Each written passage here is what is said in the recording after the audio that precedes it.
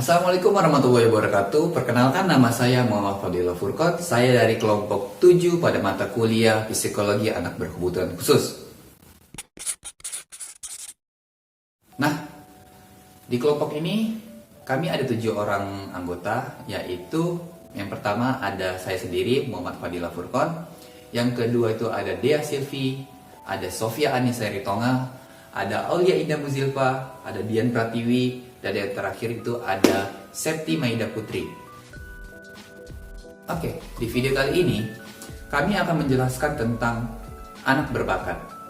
Nah, pasti kan banyak permasalahan tuh dari anak berbakat ini. Tidak selalu anak berbakat tuh jalannya mulus saja gitu kan.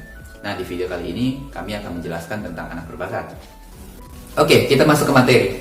Di materi ini yang akan menjelaskan pertama kali itu adalah Dian Pratiwi. Pada Dian, saya persilakan.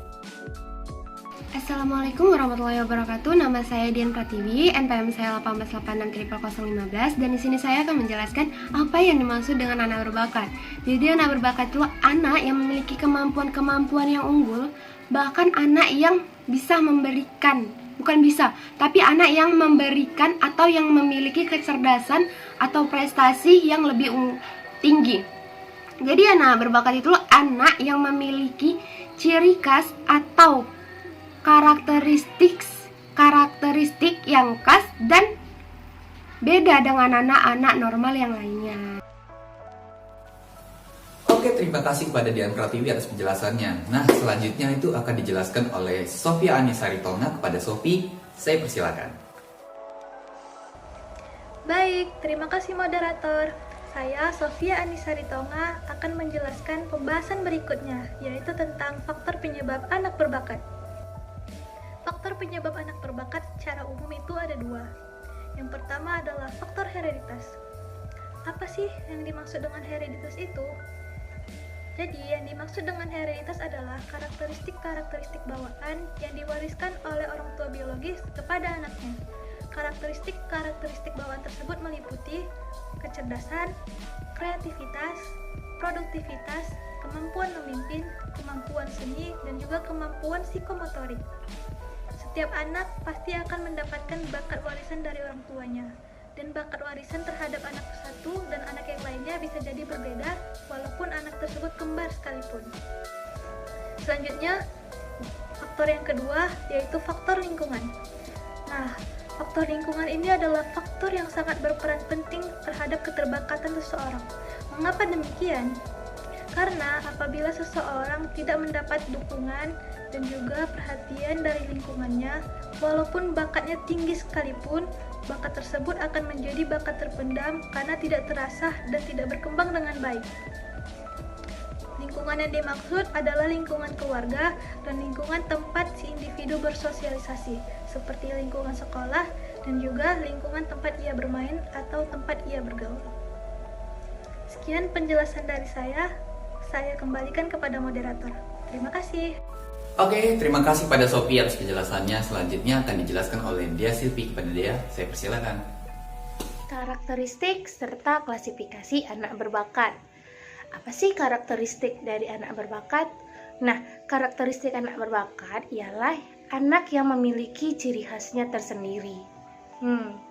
Dan ia juga mempunyai gaya belajar yang berbeda dari anak-anak normal lainnya. Serta ia itu bisa menggunakan banyak sekali kosakata.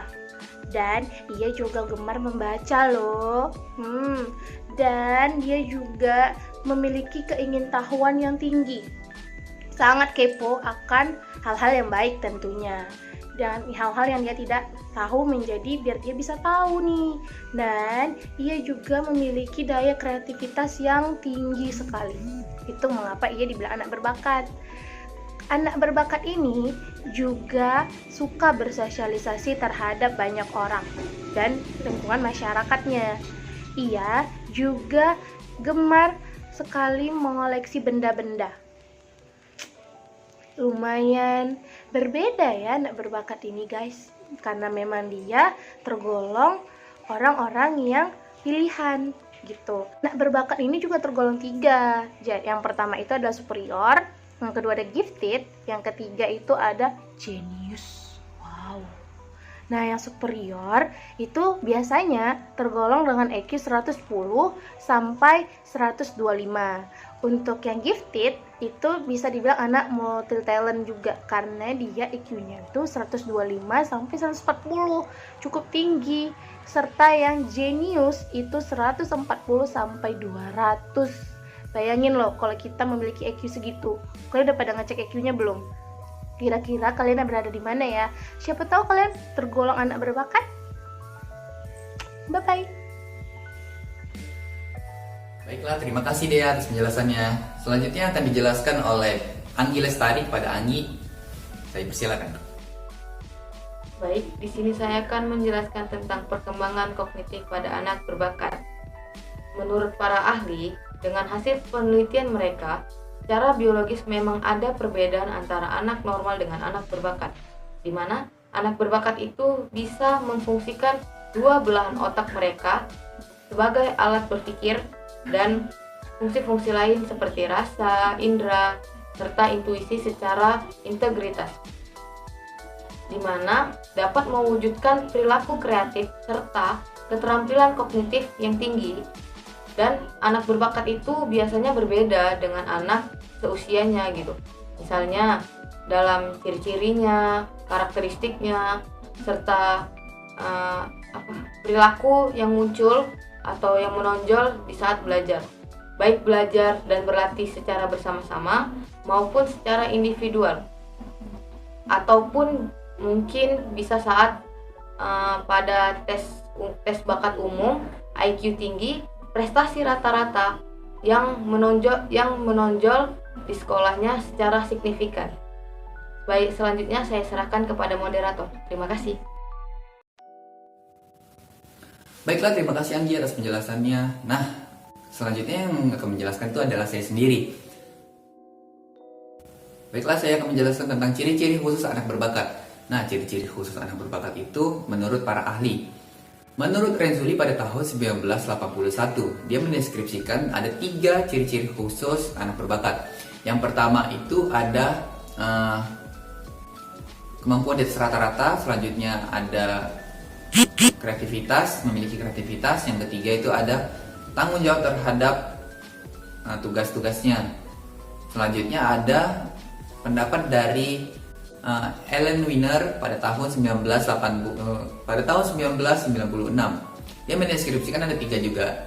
Yang pertama itu ada lebih maju, yang kedua itu ada memiliki irama sendiri, yang ketiga itu ada memiliki hasrat menjadi seorang ahli. Oke, sekian penjelasan dari saya. Selanjutnya akan dijelaskan oleh rekan saya, yaitu Septani Maida Putri. Pada Septani, saya persilakan. Saya Septani Maida Putri dengan NPM 168600309 akan menjelaskan perkembangan emosi dan sosial pada anak berbakat. Yang pertama saya akan menjelaskan tentang perkembangan emosi pada anak berbakat. Karakteristik kehidupan emosi anak berbakat memang mengkehendaki keseimbangan dengan pengembangan fungsi kognitif yang ada pada dirinya untuk mengembangkan kesadaran akan dunianya. Jika tidak, maka perilaku yang bermasalah mungkin muncul, ialah rawan terhadap kritik orang lain, kebutuhan untuk diakui yang sangat berlebihan, bersikap sinis dalam mengkritik orang lain. Pembahasan yang selanjutnya yaitu perkembangan sosial pada anak berbakat. Perkembangan sosial anak berbakat biasanya tampak lebih matang dari anak yang lainnya. Namun di sisi internal, mereka cenderung menginternalisir masalah yang dihadapi, seperti merasa kesepian dan merasa terisolasi. Ada 4 aspek penyesuaian sosial anak berbakat atau anak gifted menurut Harlock tahun 2009. Yang pertama yaitu aspek perilaku yang tampak dalam bersosialisasi, yaitu apakah perilaku sosial anak sesuai dengan ekspektasi kelompok. Aspek yang kedua yaitu penyesuaian terhadap kelompok. yaitu apakah anak mampu menyesuaikan dirinya dengan kelompok yang ada. Yang ketiga, sikap sosial, yaitu apakah anak menampilkan sikap yang positif terhadap partisipasi sosialnya dan terhadap perannya dalam kelompok itu. Dan yang terakhir yaitu kepuasan pribadi, yaitu apakah anak memiliki kepuasan terhadap sosial dan peran yang dimainkan dalam situasi sosialnya. Terima kasih Septani atas penjelasannya. Selanjutnya akan dijelaskan oleh Aulia Indah Muzilfa. Kepada Aulia, saya persilakan. Baiklah, terima kasih sebelumnya kepada teman-teman saya, dan di sini saya akan membahas tentang perkembangan kepribadian anak berbakat, dan ini slide yang terakhir ya, pembahasan yang terakhir. Saya hanya menjelaskan sedikit saja karena sebelumnya sudah dijelaskan oleh teman saya dan saya rasa sudah cukup jelas ya yang dibilang sama teman-teman saya tadi.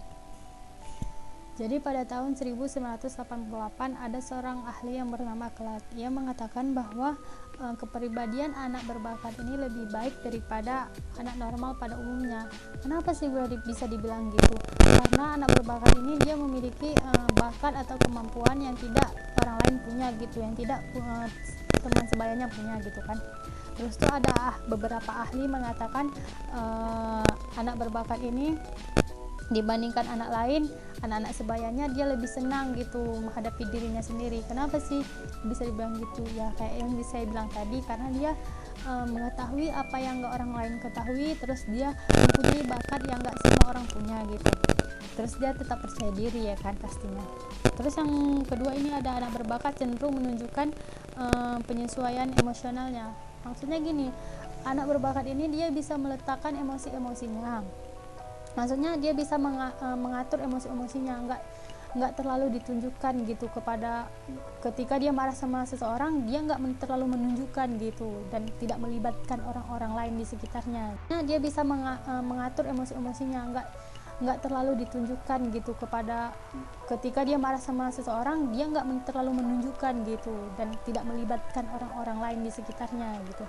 Terus yang ketiga ini anak berbakat cenderung mandiri. Maksudnya anak berbakat ini dia lebih percaya diri sama dirinya, lebih mandiri gitu. Maksudnya kalau dia mengutarakan pendapat gitu, dia lebih percaya sama dirinya sendiri gitu. Terus tuh yang terakhir, kepedulian anak berbakat ini lebih aktif. Maksudnya dia menunjukkan kepedulian dia sama masyarakat sekitar ataupun sama teman-teman sebayanya. Contohnya misalnya teman dia lagi kesusahan gitu kan, entah kenapa, entah jatuh, entah kenapa gitu, entah lagi ada masalah keluarga gitu, dia lebih peduli terhadap temannya gitu, dia mau merangkul gitulah bahasanya. Sekian penjelasan dari saya kembalikan ke moderator. Terima kasih. Oke, terima kasih kepada Aulia atas penjelasannya. Nah, karena kita sudah selesai, itulah penjelasan dari kelompok kami tentang anak berbakat. Saya perwakilan dari kelompok. Apabila ada kesalahan dalam penuturan kata, kami mohon maaf karena kami juga sedang belajar. Sekian dari kelompok kami. Saya Maufur Furqon, pamit undur diri.